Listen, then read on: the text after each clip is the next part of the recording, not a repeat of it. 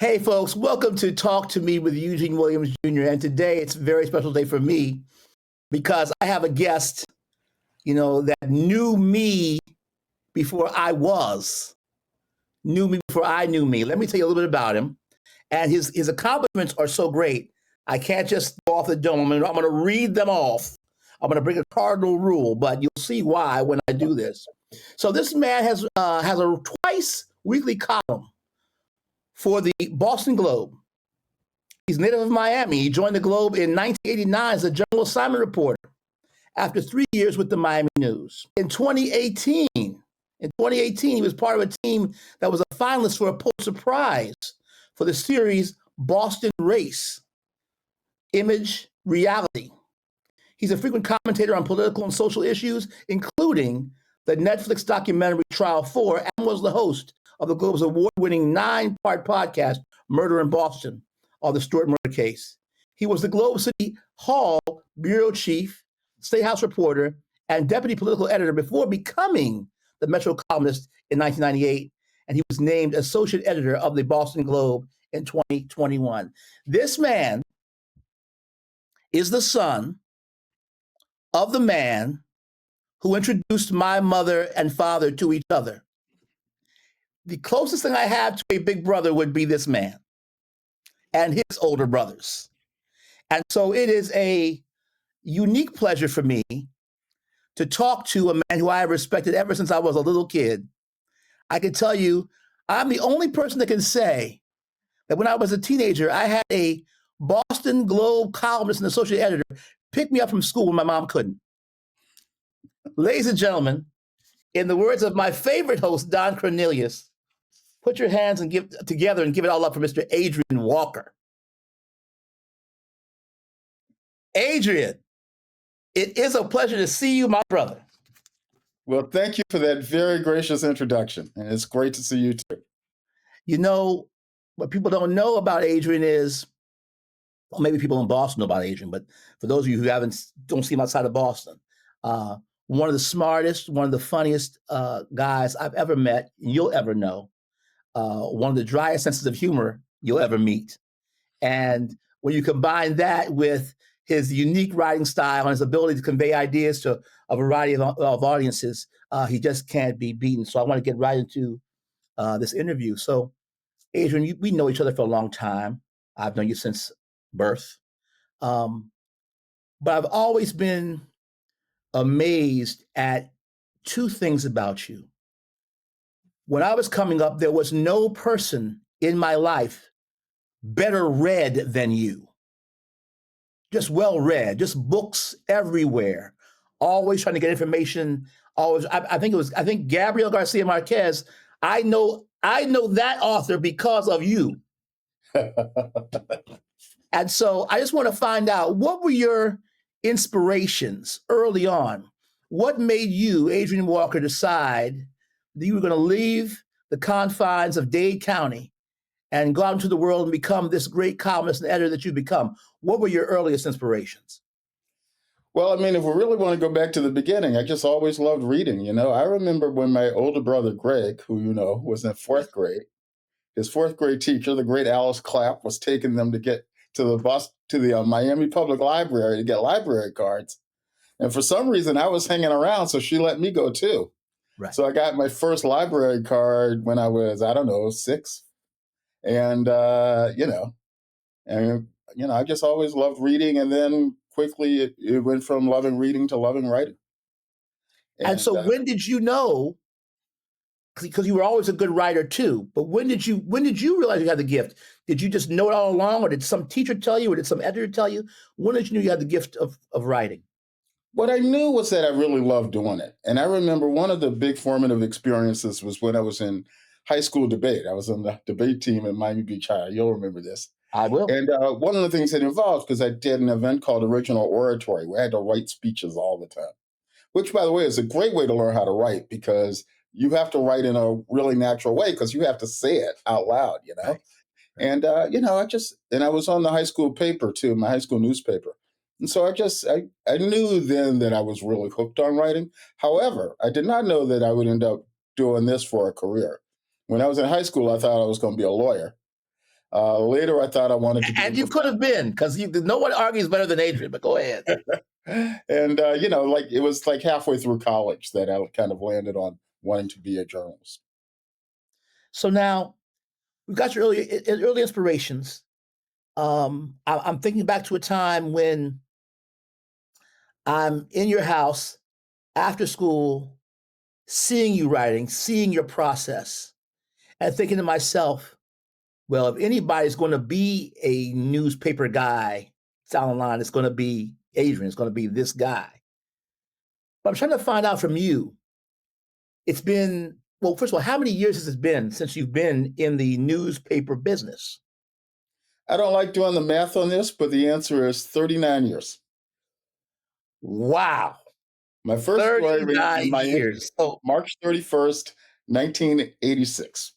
my goodness. So my question to you would be this. Out of those 39 years, what was the most memorable experience in terms of what was the experience that made you the writer that you eventually became? While you were writing, what was the experience that made you the writer that you, or the editor, or the columnist that you eventually became? What was that experience? Name one or two for me.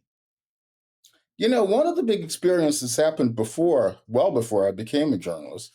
And it was in 1980 when we had the riots in Liberty City, the neighborhood I grew up Mm-hmm. in. Remember after Arthur McDuffie, that motorcyclist had been beat to death by a bunch of cops.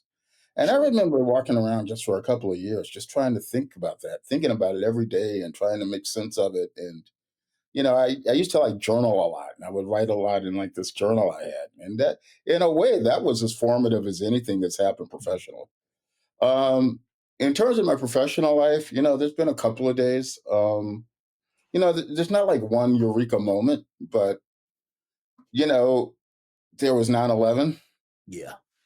Two of the planes got hijacked from Boston. So that was a giant day at the Globe, and it was just kind of crazy. It was, I think back to the marathon bombing, the day of that in 2013. Mm-hmm. We got an anniversary of that coming up, the 12th anniversary. Okay. I just wrote a piece that's running Monday. And so, days like that, I think about a lot as, kind of formative. So what as I'm listening to all the different events that you've mentioned, we're talking about just really important major events, not only in Boston's history but in America's history. And I think about all of the uh, powerful moments that you have been kind of forced to be a part of, whether you want to or not, because of the job that you hold. And so that leads me to my next question. What are some of the, it's a double question. What are some of the biggest positives about doing what you do? And in turn, what are some of the biggest drawbacks about doing what you do in terms of how it has affected you, your life, your decisions, what have you? What are the biggest benefits and what are the biggest drawbacks? Twofold The question. biggest benefit is just always feeling like, the old cliche is that you have a front row seat to history. You get to see these things and you get to see it at close range, and you get to, you just get to feel like you're a part of things. Sure. I'm one of the few people, I get to know the mayor, I get to know the governor, I get to talk to these people all the time. And that's all kind of fun. And in terms of benefits, it's like I think of writing a column as leading a conversation. Yeah. The whole city will be talking about something, and you get to be part of that discussion. And that's the single best part of the job. The drawback is that because you're a journalist, there are things you can't do. There are groups you can't join. There are causes you can't actively be a part of. You can write about them, but you know what I mean. You can't march in the parade. You can't be in the so forth. I So mean, to me, these are not. you have to maintain that unbiased stance, or at least the appearance of such. Yeah, you got to maintain a little distance. You really do need to. So I guess if there's a minus, it's that.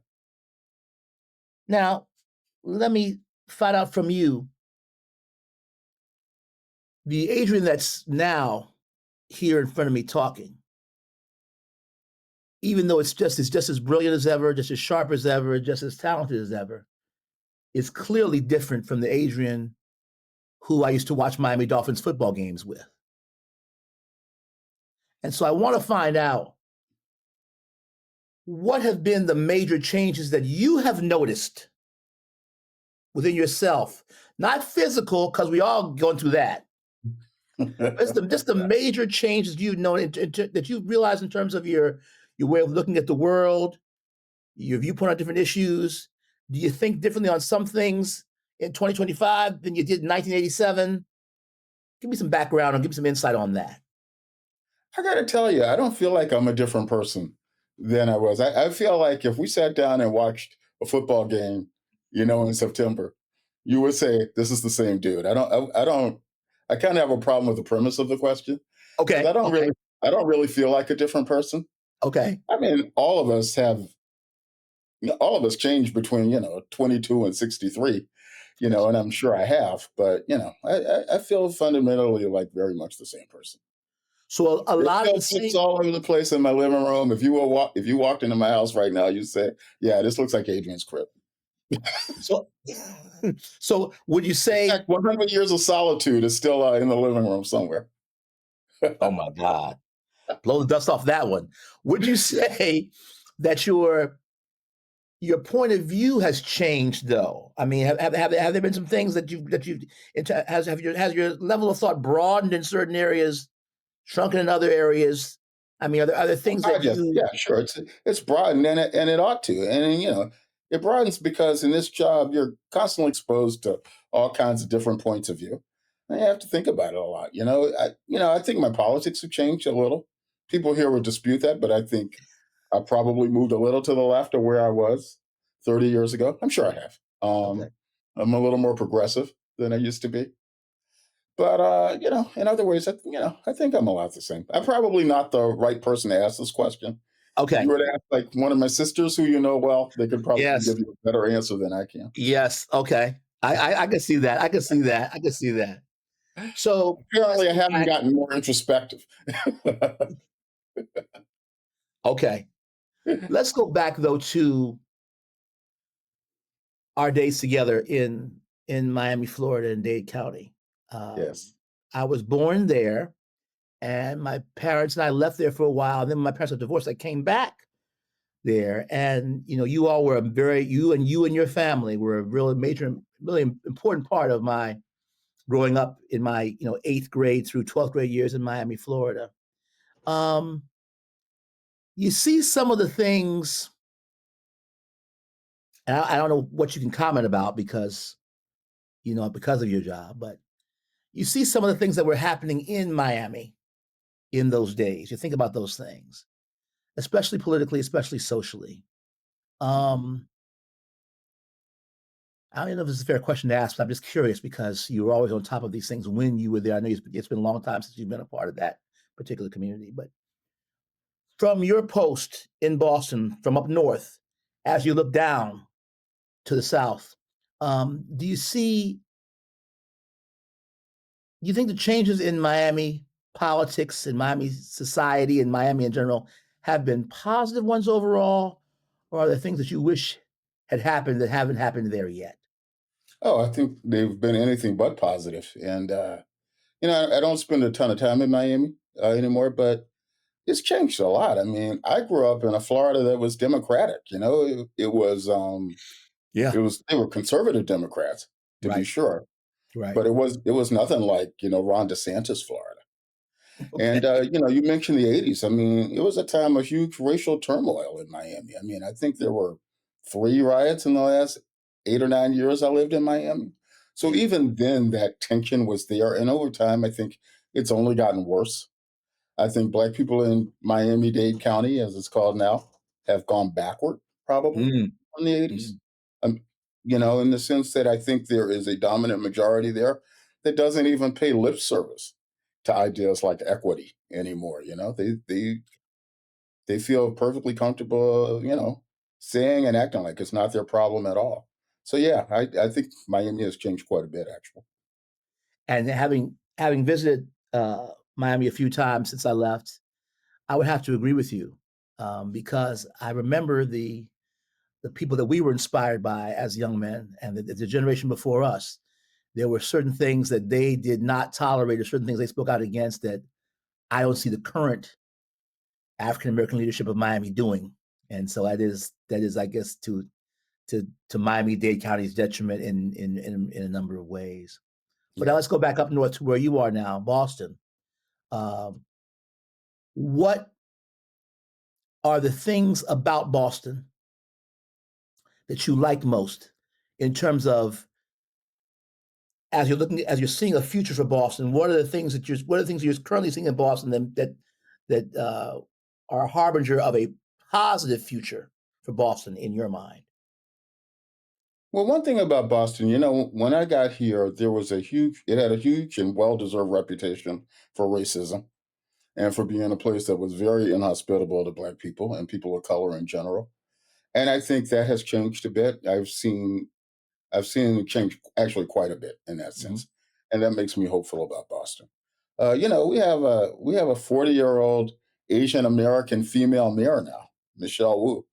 That would have been like unthinkable, absolutely unthinkable when I moved to Boston. She's not even from here. Okay. And for the fact that somebody like that can win an election and perhaps this year get reelected, we'll see, represents huge change in Boston. And not, I'm not saying this about this mayor in particular, but the fact that she's there, I think, says a lot about how Boston has changed. And I think it's a positive change.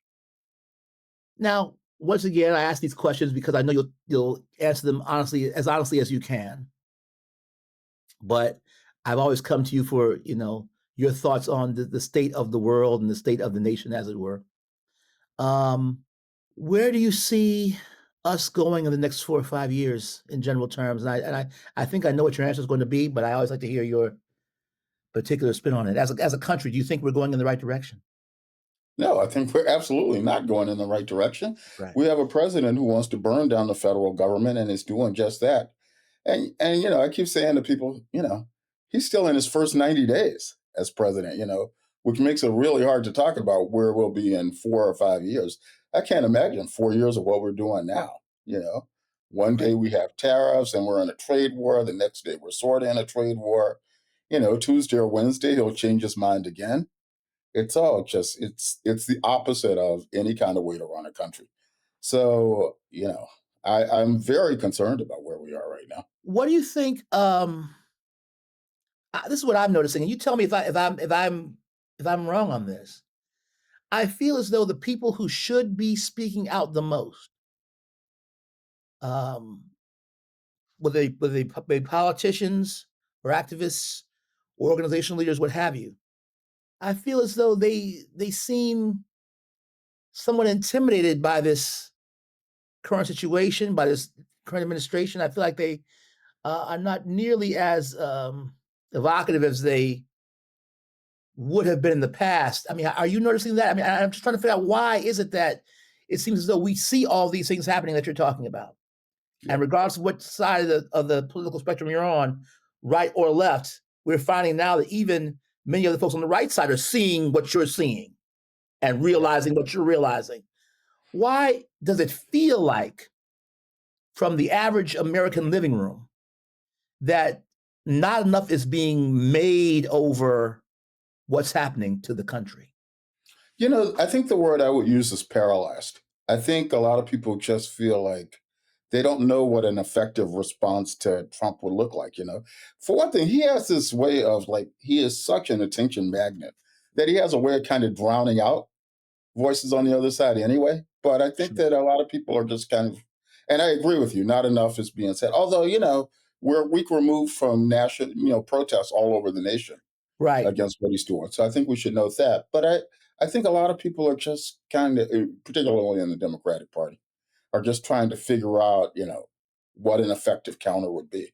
But they need to figure out faster because what's going on a day-to-day basis is crazy. And one of the things I want to point out is this whole anti-immigration thing, where now they're literally, snatching people up off the street Yep. because they wrote something or they said something or they're Yes. pro-Palestine, and suddenly this means you can put them on a plane and send them to El Salvador. I mean, what? When did we start doing that? And the answer is, 3 weeks ago. It's just very urgent. So yeah, the resistance, such as it is, needs to get moving. So, piggybacking on that, what I've noticed also is, and along with just kind of following the news, I also am a social media addict. Sad to say, I need to really take care of that. So that's an issue for me. But I'm working on that. I'm a work in progress when it comes to that.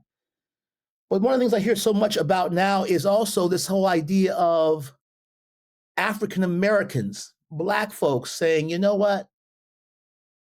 If there's going to be any type of rhetoric or of resistance, it will not be led by us.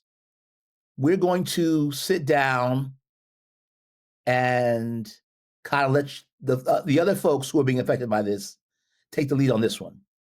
Kind of a feeling where folks are tired of African Americans being America's conscience and saying, hey, you see what's going on here, other folks. Stop trying to let the brother man dictate what the other man should be doing and fighting for.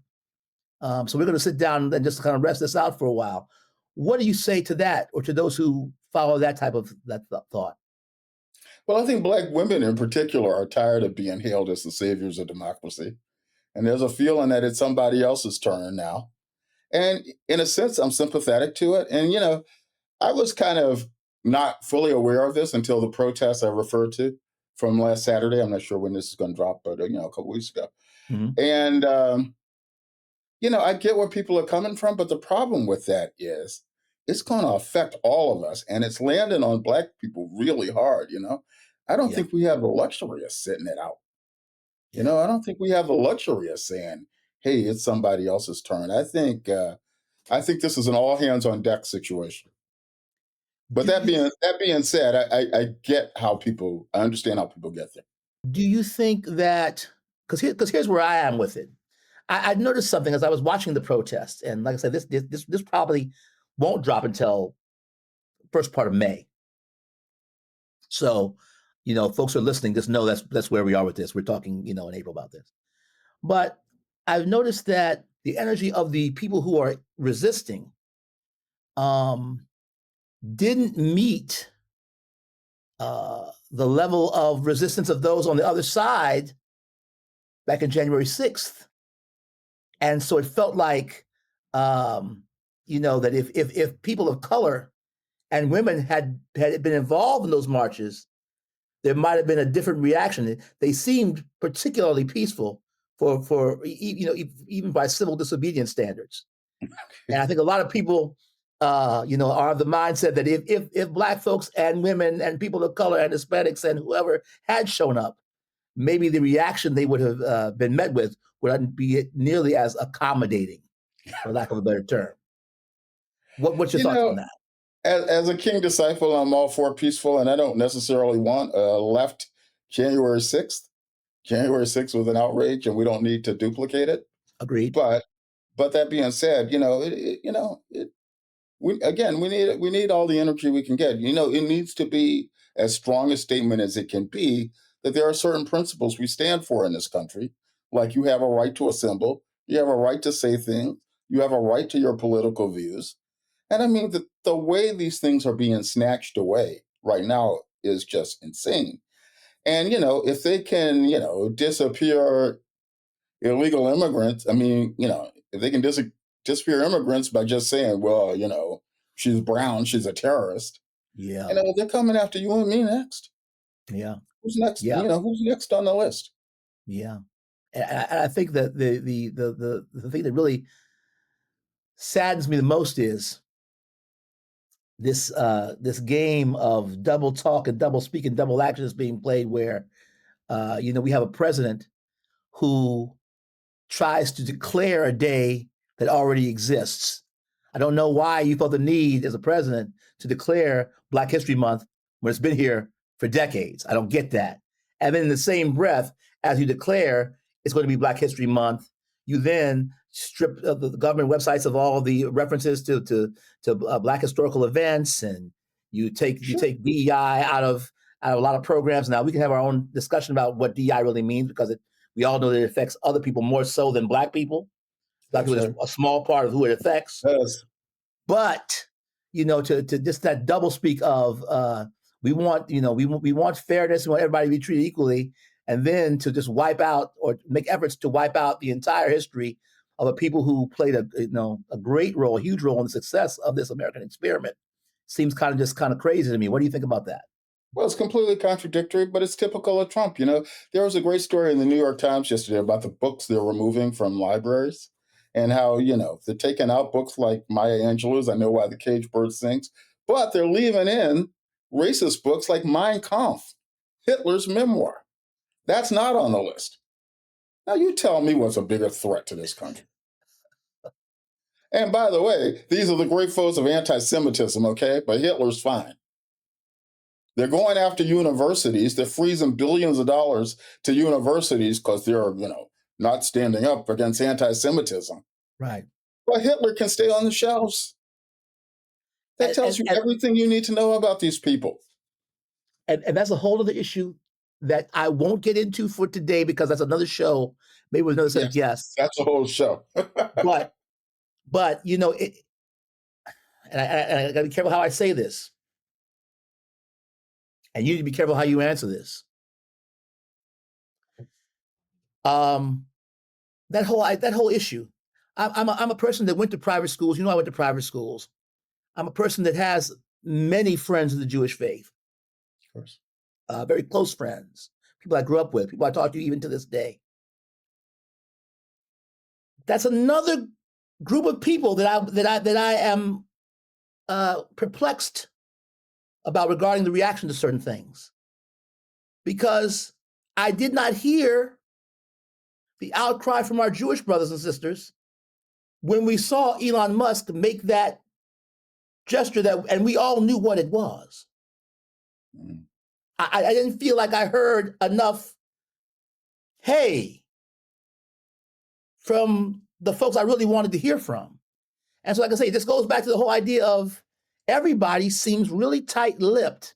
And that's what makes this thing so dangerous. No one feels comfortable speaking out in even the remotest way.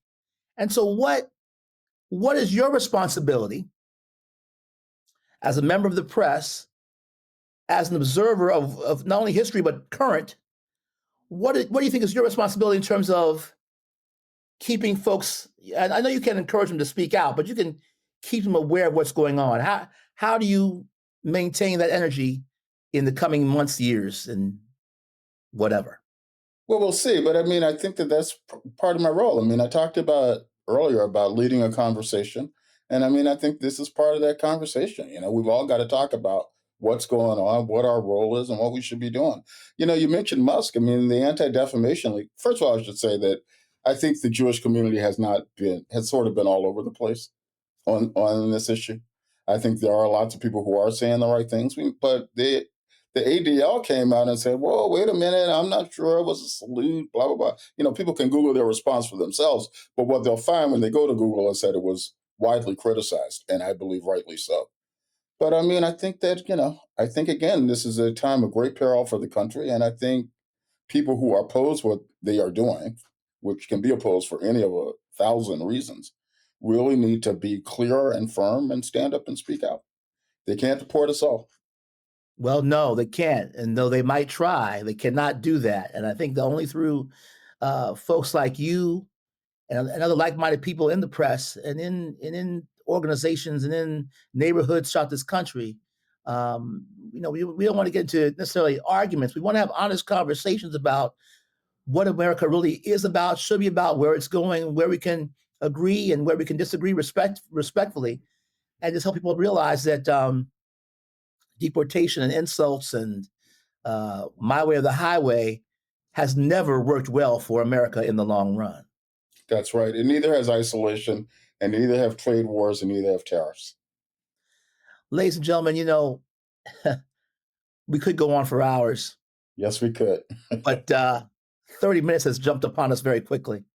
Yes. And I just want to say to my brother, Adrian, thank you so much for spending this time with us, with me, talking to me. Thank you for doing what you're doing. And forever, how much longer you're doing it, just know that, of course, your family, but your extended family and your longtime friend, Eugene Williams, is always going to be one of your biggest fans and supporters. And I thank you for appearing on Talk to Me with Eugene Williams Jr. today. Well, thank you. And I can't tell you how much of a pleasure this has been. And I wish we had 2 more hours, so we need to do this again. Well, maybe down the line, when some new things happen, we'll come together again. We will. All right. Have a great one, my brother. Be Thank blessed. This you. is Talk to Me with Eugene Williams Jr. And my guest today has been the formidable and excellent Mr. Adrian Walker of the Boston Globe. Have a great one.